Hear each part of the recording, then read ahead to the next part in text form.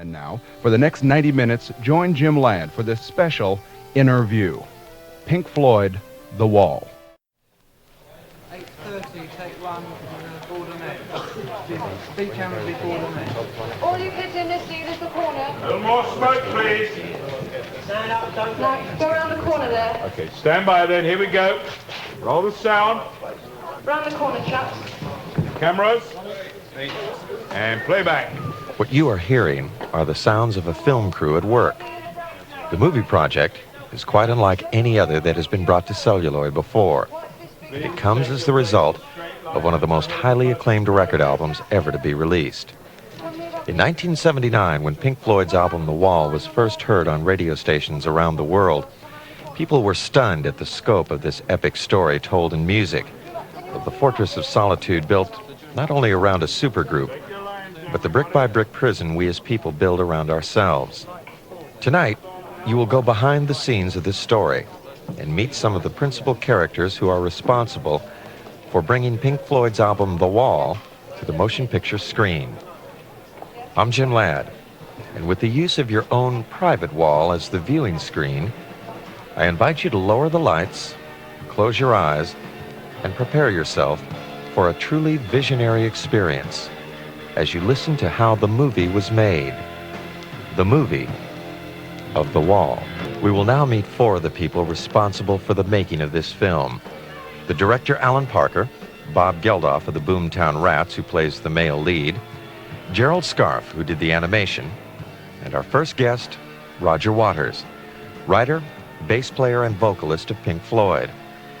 Both the album and the movie began as Roger's vision, and he is carried through in every phase of the production, from writing the screenplay to final editing. When did you first decide to make a movie of this piece? Right from the start. Really? Yeah. 1978. As soon as the thing was down on tape, I knew it should be made into a film, or I thought it should be made into a film, because it was something that I'd been working towards for years and years. I'd been trying to work out a way of doing a show, if you like, without having to be there. And I'd been through all kinds of things of thinking, well, we ought to work in cinemas, you know, and use the screen there for... And what you've seen in the shows with the circular screen and the projection on the wall and things is actually the end result of those ideas. In your mind, has the overall message and the meaning of the album, The Wall, is it changed at all in the movie? No, the message isn't amplified. The story is told in a lot more detail.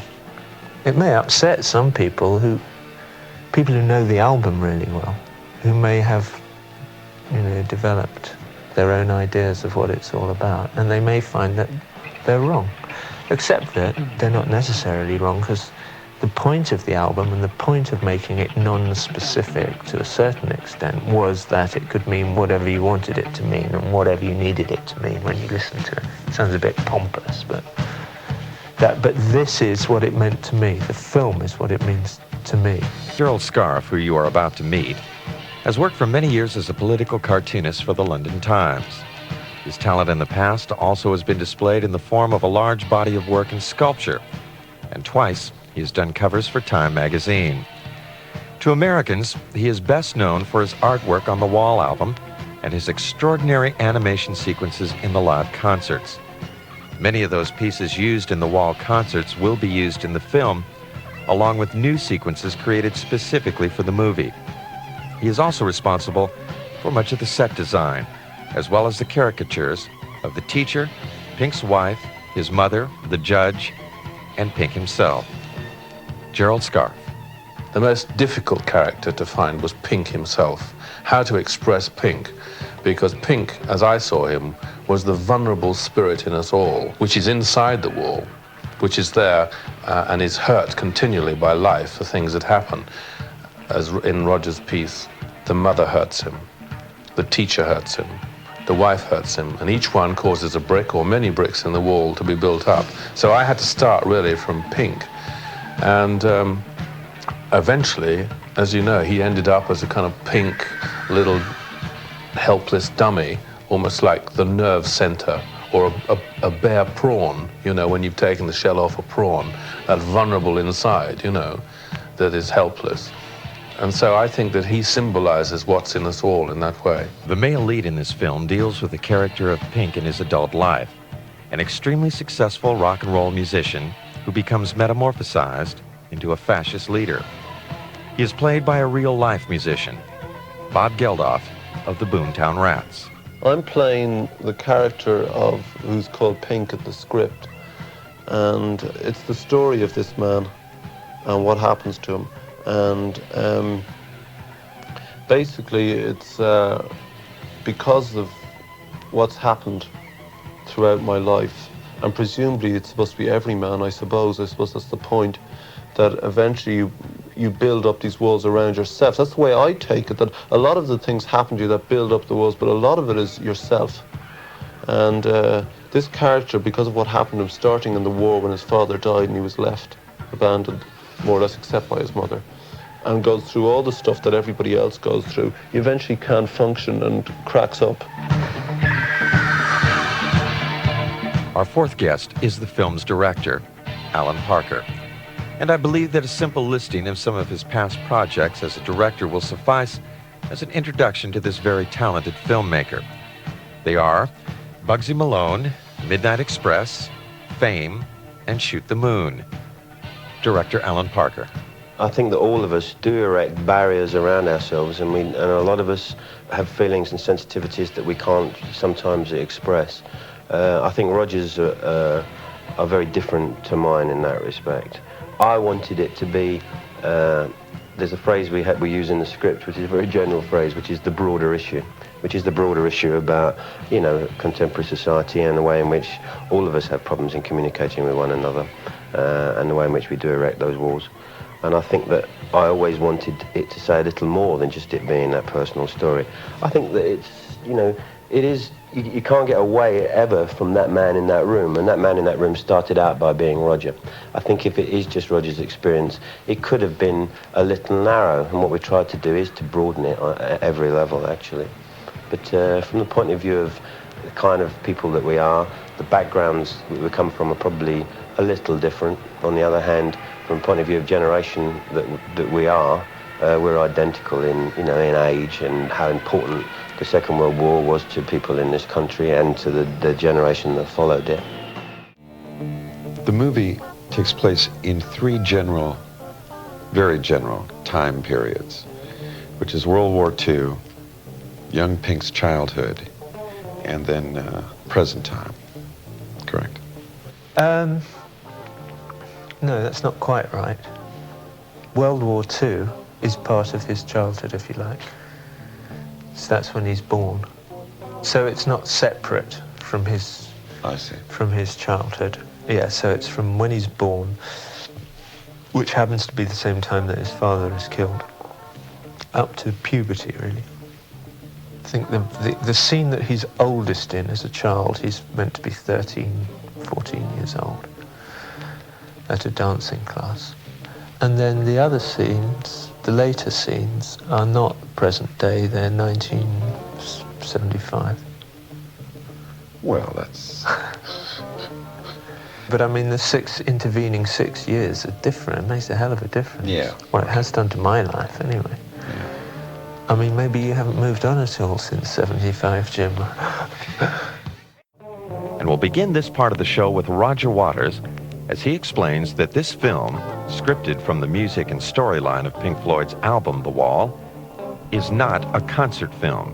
In fact, the members of Pink Floyd never appear on the screen, nor is there any spoken dialogue in the usual sense. What we've done during the shooting is in situations where people might naturally speak to each other, we allow them to.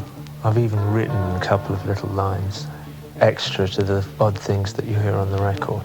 And how much of it we will use, you know, as something that comes up under music or is on its own, I don't know. We won't know that till we dub it, really. Okay. But there's very little. People who are listening to this should not expect a concert film of any kind. No. And they should not expect to come and see the band perform in any way. No. Okay. No, there's no concert and nobody from the Pink Floyd will even appear. We were in it a bit. Several drafts of the screenplay ago as narrators. This was one of Alan's influences, really, was that he more and more tried to cut down on that. Well, this is rather unusual because the narrative line is very different to a normal film. Director Alan Parker. There is no real spoken dialogue as such, although we have been recording, sync, sound and dialogue, which we will sprinkle through the movie. Basically, the music will be the narrative of the film, which means that the job that I have to do is to tell a lot of the story with just pictures. That's the basic problem. From the point of view of emotions and all the other areas that one would normally need dialogue to push a scene forward, you don't have that handy device. On the other hand, I do have the power of the music, which is another energy which you don't normally have, not as strong as this music anyway. I think that the music itself and the show were unique in their own way, so it was right that the film should be trying a different route. So it was, although it's a tougher route, I think that will be what makes it different and hopefully special. One thing we should try to stress here somewhat is not to go and expect to see Pink Floyd perform, or to see a film of the concert, or to see them, the members of the band, in any way. Really. Right. Well, they could have easily have done that. They could have just put 10 cameras on the concert and ended up with quite a successful concert movie. Again, we just felt that they're generally done very badly, actually. In a theatrical situation, you always have to compromise the movie side of it, however well you shoot it. And anyway, it's better than that. It always had more substance than a regular rock and roll concert, so it deserved more. So we wanted the film to have a life of its own and to be able to tell the story in cinematic terms. When Pink Floyd released the Wall album in 1979, the song entitled Another Brick in the Wall Part 2 became the subject of great controversy. Letters of support and condemnation came from all over the world. Newspaper editorials were written, public officials were outraged, while at the same time students at every grade level sang the song in hallways between classes. The movie treatment of this piece is, of course, very important, and I thought we should start with Roger Waters' original inspiration for this tune. There are two schools of thought in England about education. And of course, it's always very dangerous to generalize about these things. But having said that, there is one school of thought led by a man called Rhodes Boyson, who is a junior minister in the Thatcher administration. And he believes that children should be made to sit down and shut up and pay attention and learn and be turned into nice, docile, productive members of society. He believes that that is far, far more important than that they should be allowed to express themselves or think or, any of the other things. My school days were, my secondary school at least, was a boys' grammar school where the Rhodes Boyson method pertained to a very large extent, where we weren't expected to express any opinion about anything, unless it fell nicely into the areas that they were happy for us to discuss or be involved in. But basically it was sit down and shut up. Obviously not all teachers, but we had a few at the school I was at who were really very like that. They were so f***ed up that was all they had really to offer, was their own bitterness and cynicism. Some of them, I may say, were very nice guys and understood what was going on. But this line here about when they get home, their fat and psychopathic wives would thrash them within inches of their lives. We actually, at the school I was at, had one guy who I would fantasize that his wife beat him. Certainly she treated him like shit. And he was a really crushed person. And he handed as much of that pain on to us as he could. And he did quite a good job of it.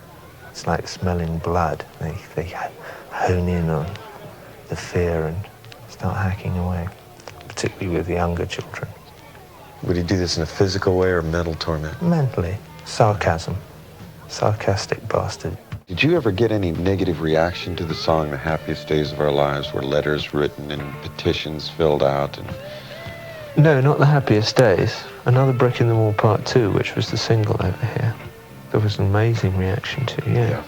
People were really driven into frenzies of rage by it. They thought that when I said in the lyrics, we don't need no education, that it was a kind of crass revolutionary standpoint, which if you listen to it in its context, it clearly isn't at all. On the other hand, it got some strange reactions from people that you wouldn't have expected to. The Archbishop of Canterbury, he went on record saying that if it's very popular with kids who are at school, then it must in some way be expressing some feelings that they have themselves. And if one doesn't like it, or however one feels about it, one should take the opportunity of using it as a starting point for discussion. Wonderful. Yeah, which was exactly how I felt about it, really. I'm sure lots of people in schools took the opportunity of saying, right, you've all heard this record, what do you think it's about? We'll now talk with artist and set designer Gerald Scarfe and hear how he approached the layout of the classroom set. As we do so, you will hear the actual sounds of the film crew at work, putting the child actors through their paces on the soundstage at Pinewood Studios in England. I mean, I've designed the sets on the movie, and the particular one, which is for the We Don't Want No Education sequence, I've designed a sort of a maze, because I find, certainly in England anyway, and I'm sure it's once again true all over the world, that the educational system is almost like a maze. You're channeled into it, and you're fed around it in a long line. The masks are to give them all a similar identity. All the children wear masks. And there is one key scene where normal children go onto a conveyor belt, which is the school. They pass through a small tunnel, which is the school system. And when they come out at the other end, they're all regimented children sitting at regimental desks wearing regimented masks, all looking identical. In other words, all systems that one goes through are in some ways imperfect. It tends to turn out the same type of person over and over again. I was also trying to make the point that, you know, that certainly in England here, when many of these children who have been put through this system leave school, they then face unemployment. You know, they then join another line, which is the dole queue, you know. And I've also got the children going along another kind of conveyor belt and dropping into a huge hopper, which goes into a mincer, and they're minced up and come out as worms. So it's another kind of way of showing the system. Some of you are looking in the wrong direction. That's getting good now, right? Okay, stand by then. Here we go. Cameras. Roll the sound. Straight lines, everybody. 5, 6, 7, 8. Right, left, right, left, right, left, right, left. We don't need no education.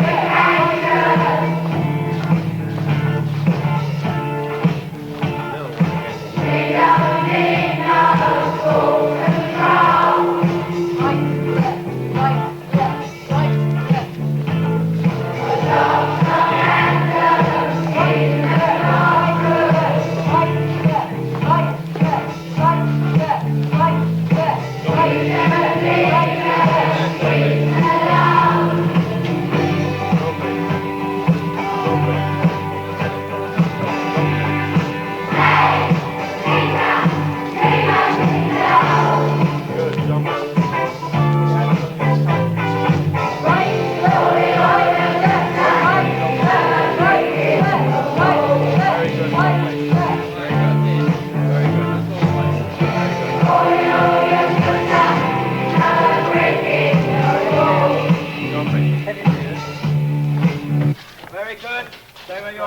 Hold your lines, everybody. Johnny, lift your masks up. And once I've started you off, kids, if I start saying again, right, left, it's because I've spotted somebody on the wrong foot. So just make sure it's not you. And we'll hear now from Gerald Scarfe how he and Roger Waters first got together with the director Alan Parker at the very beginning of this most ambitious project. When I met Roger, when we first played these tapes at the very beginning, he had in his mind then that it was going to be a film.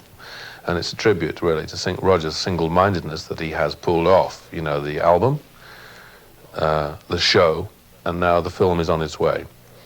But we dropped the film at that very early point because as somebody pointed out, you can't make a film of the show and the album until you've done the show and the album. So the film automatically came last. And then last year, Roger and I began to meet again and discuss the script and what parts would be designed in this way and designed in that way and what we would say here. But we didn't really know how to, you know, write a film script at that time. But, you know, we learned, Sure. and we did write one. Roger, of course, did the majority of the work because he, you know, it's undoubtedly his piece. At a later date, Alan Parker came in and was able to give us kind of filmic tips on the way to handle these sequences and to make them more interesting. Please take your places, straight lines up at the head of the person in front of you. The great thing about the film world is it is highly organized, and there are people to do all sorts of jobs. And what I did when I was with Roger was to make a whole storyboard on the wall of little drawings of what should happen in every scene. And we discussed these, and sometimes we swapped them, sometimes we took one from the beginning and put it at the end, and we moved them around almost like a pack of cards. I did a whole set of finished drawings which were put in book form, and the book form was passed around amongst the art department on the film. And they simply translated my drawings into technical drawings which could be built. Aside from designing all the sets for the movie, Gerald Scarfe's animation also plays a major role in this film. Also, this fake English accent that you put on is going to be great. In Goodbye Blue Skies, you have a pigeon that becomes a dove, which explodes and reveals what is referred to as a Teutonic eagle. Yes. Correct. And obviously, this was to symbolize war and a bomber and... Yeah. Although this is written from a child's perspective of World War II and so forth, this is a statement on war, period, correct? Well, that's the nice thing about animation. You can make a symbolic statement. You don't have to get too specific, you know. With live action, it's more difficult. Yes, it is a statement about war. And Pink's childhood in the war began in the war. So it's very important. And no doubt that also had an effect on his mother. And it certainly killed his father, which had an enormous effect on Pink. So the war is extremely important, and Goodbye Blue Skies is a small essay on the war. We're now going to talk with Bob Geldof, who plays the main character, Pink. In his adult life, Pink is a highly successful rock and roll star who goes completely over the edge. From the word go, you see me going insane. Like, that's when I first make my appearance. You see me brooding and becoming insular. I'm there in my chair, just watching, not watching the television. Just nothing's happening. I've just turned myself off, and suddenly it's become completely insular at this stage. And I can't take it anymore, obviously. So I'm in the room, and I start cracking up. And one of the girls has come back from the gig, groupie. She comes in, and she's really irritating. Oh my God, you know, this bit on the room, what a fabulous room, you know, all that stuff. Are all these your guitars, you know, the bit from the album? And I'm just watching, you know. She goes over, do you want a drink? You know, all this sort of stuff. And she goes into the bathroom and she says, do you want to take a bath and all that crap on there? And then she comes out and she takes my fingers and she starts kissing the top of my fingers because she sees there's something going on, and she's very gentle then.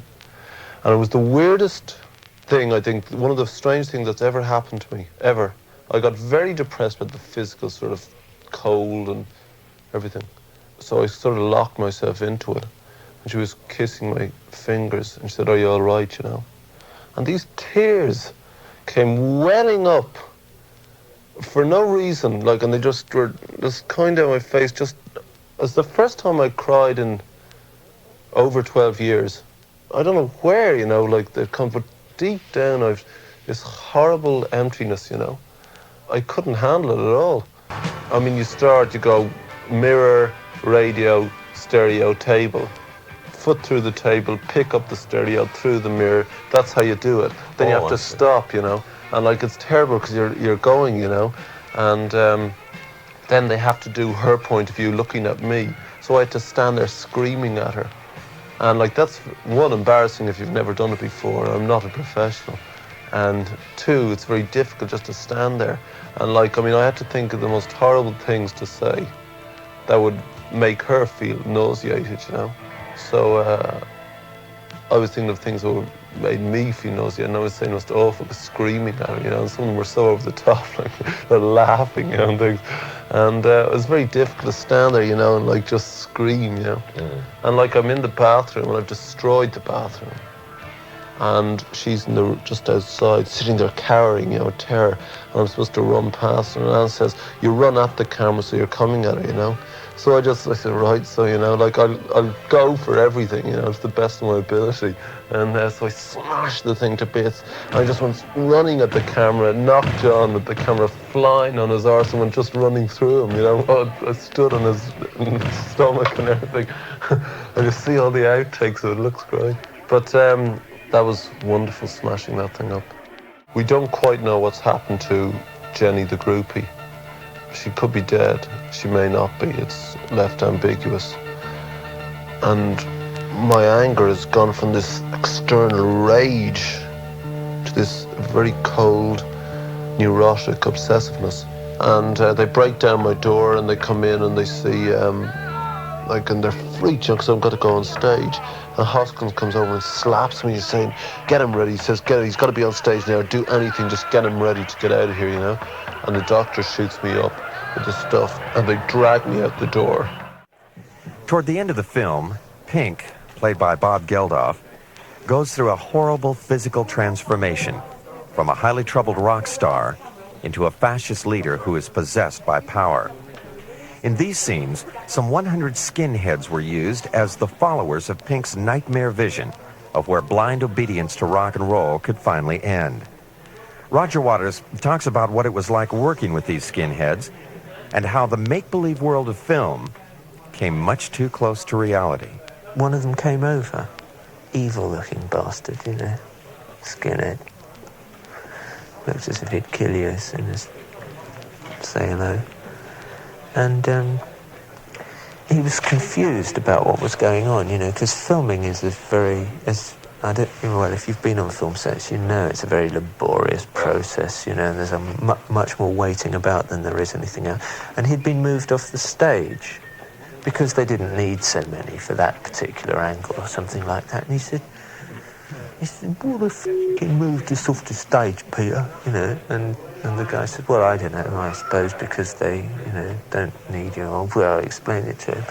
And this guy said, are we going to be in it? I suddenly realised that this guy was terribly worried that he wasn't going to be in the film, you know, and he said, we're still going to beat up the f***ing nigger, aren't we? You know, and Pete said, look, we've rehearsed it, haven't we, for days and days. Why would we get somebody else to do it when we've spent all the time rehearsing it with you? And this kid went, whoa, why aren't we f***ing on the stage then, you know? And he was really worried that he wasn't going to be allowed his moment of glory, you know. You should ask Geldof about this, really, because he was in solid contact with these people for day in, day out. The sort of Praetorian Guard who surround me were the Tilbury skinheads from Tilbury, which is the Dockland area of East London. And they were very proud of their status as like the personal guard. And everybody knows it's pretend, but once you're given the role and you're singled out as something, you behave like that, which is very strange. I think, like, though everyone is loath to admit it, everybody is fascinated by the trappings of fascism. So what happens is I come in to address the assembled follower. Ambiguity to the whole scene for a start, because it is very powerful visually. I mean, you've got this huge marching Wagnerian band, you've got a choir, you've got this geezer who's surrounded by heavies, who comes out immaculate, but very stark. I mean, I look like a sort of gay Christopher Lee, I think, for the best way to put it. And my hair is like, I've hardly any hair, my eyebrows have gone. I'm very gaunt. I've got, you know, beautifully tailored clothing, uniform, you know, and I stride out and I start screaming. Very cynically, so you thought you'd like to see the show. Once again, director Alan Parker. We had like 600 of them, and to work with them in a disciplined situation, which you have to have in film, was kind of difficult. What we were trying to say was maybe misunderstood at the time when we were doing it, because it's about madness and it's about the fear of totalitarianism, and that's why we show it. There's a lot of the loonies in the audience who didn't realise that we were actually showing it because we feel it to be evil, who really got off on it. But that's all right. From the point of view of what we're showing in the film, we took advantage of that. But it's when, from a cinematic point of view, when it's cut together, it will have a very different viewpoint, you know. But I don't think they realised that when they were doing it. They were actually into... Well, if you get kids from almost neo-fascist organisations and you dress them up in black shirts and jackboots, they do start to, you know, saunter around and they start to believe that they're the part. That's kind of scary when you see that. And then they ask if they can take the uniforms home with them, you know. And even lunchtime, when you see them in the pub round the corner with all the gear on, you know, and you see them being eyed by the local residents, that was very scary. And you sort of hide your face because you feel you're not quite sure what you might have created. It was to show the extremes to where rock and roll can go if you have a mindless audience. I think a lot of it originally was Roger's attitude to his audience and the way in which a barrier was built, the alienation of being a performer in that way. And what we've done is just, again, as a metaphor, is pushed it to extremes in all terms, you know, in a political sense. The irony is that in this country, a great deal of extreme politics is also aligned to rock and roll now. And that was another little aspect that came out of it as well, which intrigued me in a broader sense. But it is about his madness. That's the important thing. It's about madness and impending evil and the fear of what that might do. And if we make that clear, then the point of the whole rally is there, you know. What we're saying is it can be also used for great evil. And you have to be very wary of that, because then the worst thing about it is for people to be mindless about what they're following. And, you know, our point always was that, you know, if Hitler was around today, the first thing he'd ask for Albert Speer is to get a really good rock and roll group at Nuremberg. You know, it would be part of the trimmings. We're just pointing out that danger that might be there, that's all, just to think. Roger Waters. One of them said, look at it this way, there's 3 million unemployed, right? Yes. And there's 3 million blacks, right? Well, yes, give it a... Get rid of all the blacks, there'd be no unemployed, right? You know, and that's as far as they can see. You know, that's all that they've been given in their lives is enough kind of information or whatever to be able to make that connection and no other. And there's no way you could talk him out of that conviction. The hammer, symbol of this fascist leader, was an invention of Gerald Scarfe. What I've tried to show in the animation is that one of the walls that we all suffer is the wall of materialism, the fact that we hide our pain behind a wall of goods. If you're really depressed or something, if you can buy a new washing machine, new TV, new camera, a new watch or something, anything, a new Ferrari, a new Learjet, you know, in some cases, anything to stop, you know, to kind of, and it's a wall of, it's not about the true values of life. The real Pink, the real true value Pink still lies behind that wall. So that one builds up this huge wall of consumer goods, and that changes everybody, turns them into monsters. And at the end of the animation, my character is turned into a hammer. He starts off as Pink, he's turned into a hammer. Although you have such an obvious disdain for that mentality, you seem to have also a compassion somewhere along the line for the guy to be in that blind tunnel vision of a reality. Yeah, but it's a compassion born of detachment. If I came across them perpetrating their appalling acts of violence in the street, I'd run like hell.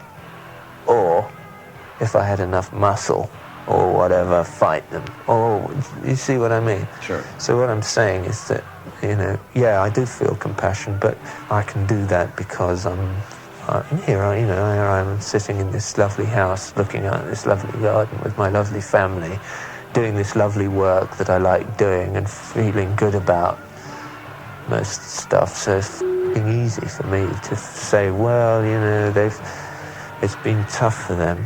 They've been through these schools that I'm describing. I mean, my whole point, the whole piece is based on their compassion for their predicament, in that I'm saying, look, you know, this is what we do to them. How the do we expect them to turn out any different? You know, they're never asked what they think about anything. And even if you ask them at school, their parents have been brutalised for them before, so they're brutalising them. Normally, the brutal kids are the ones whose fathers have beaten the shit out of them all day and night, you know. So they learn that that's the way that people behave, and they learn it at home much more than they do at school. So, there are no easy answers. If this piece is in any way political, it's political only insofar as people might talk about it, that's all. In the movie version of The Wall, as during the concert tour that Pink Floyd performed in 1979, the song entitled The Trial is brought to life by some of Gerald Scarfe's most biting and cynical animation. Oh, yeah. The ass. Mm-hmm. The ass, yeah. Actually, it was Charles Dickens, I think, who said that through one of his characters, the law is an ass. So this giant bottom up in the sky that's judging us all seemed to me kind of symbolic of anybody who judges anybody, who has the right, in a way, to do that. For those of us who will go into darkened movie houses across the country to stare at the theater wall, we will see a motion picture quite unlike any other before it. It is a movie that takes many chances, combining live action, animated sequences, and surrealism. A movie scripted from one of the most profound pieces of music ever to come from rock and roll. Even some of the songs from the album have now been changed for the movie, one of which you are about to hear in its original form is Mother. Did you ever have to sit down and have a talk with Mum about the song? Did she ever react to that? No, I never did. She listened to the album. I gave her a copy of it. She listened to it. And I explained to her, that it was partially autobiographical, the piece, but autobiographical with a lot of license, It's not specific to me and my mum. It's an idea, that I've got from somewhere else about a general thing about mothers and children, that kind of fear of sex. Also this line about Mama's going to make all your nightmares come true, Mama's going to put all of her fears into you. Yeah. That's a great line. Yeah, well, that's, I've got a couple of kids of my own, and it's so easy, to get over-anxious about them. And also if you're worried about something, to put the fear of whatever it might be, to transfer it to them and let them live with it. One song which is used in the early part of the movie was originally written for the album, but was later dropped. The name of the song is When the Tigers Broke Free, and it's a very personal song to Roger Waters, who wrote it about the loss of his father, who died in World War II. That's why When the Tigers Broke Free was originally part of the album, and the rest of the guys in the band criticised its inclusion on the grounds that it was too personal to me, because it's a song about my father being killed, and it's very specific about time and place and so on and so forth. And therefore, it would have made it very clear that the War album was about me. I think there are things in my story that have helped my creativity. Your father being killed, for instance, I think it's one of the best things that can happen to a kid. He's going to write poetry or songs or, I think that most artists, for want of another term, are driven to do what they do in an attempt to fill some hole in their lives. Other than rewriting Mother and this new tune, is there going to be any other changes, appreciable changes in the music? Well, there's the thing from the live show will be in there, the list from at the end of Empty Spaces. Between Empty Spaces and Another Brick 3, there's Shall We Buy a New Guitar, Drive a More Powerful Car, that whole thing, which we used live. That figures in the film as background to one of the sections of Jerry's animation. Apart from that, it's mainly rearrangements of stuff. For instance, In the Flesh 2 is completely re-recorded because it's been rearranged for brass and chorus. No rock band in it at all, no guitars, drums, anything like that. It's the second version of it. Second part, yeah. Part 1 is exactly the same as it is, except in the movie, Geldof sings it. He sings that and part 2. Those are the two things that he sings. Whether his vocal will appear on a soundtrack album depends on whether we can get him cheap enough. What are the point systems here, right? Yeah, I guess... If we can't get him cheap enough, I'll try and copy what he did. I don't think we need to mention the obvious that there will be a soundtrack album. Thank you very much. It's the kind of petty, sensationalism, if you like, that I think is beneath you, really.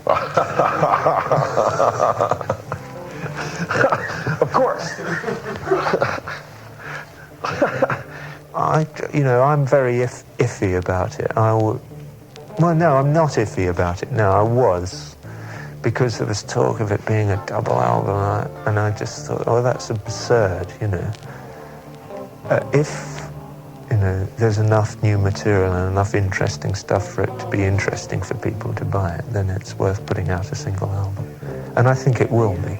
I think it'll be very, for Pink Floyd fans, certainly, it'll be good stuff. Yeah. I won't let it go out until it's really good. You do have your reputation, after all. One does have one's reputation to consider. Director Alan Parker. In the end, the only pleasure is when you see the work up there, when you cut it together, perhaps for the first time, when you put the pictures and the sound together for the first time.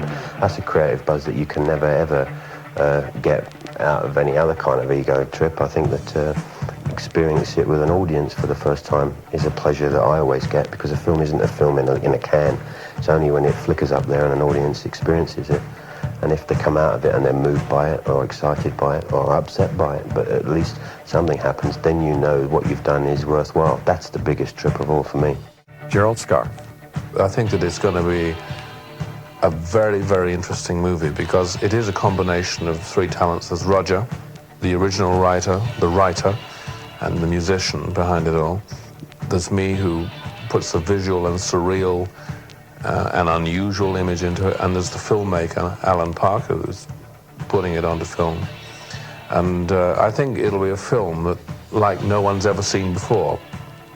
From what I've gathered, you're exactly correct, yeah. Oh, you won't be disappointed. I'm sure you're going to really be excited by the whole thing. It's full of unusual, interesting, and spectacular images and sounds.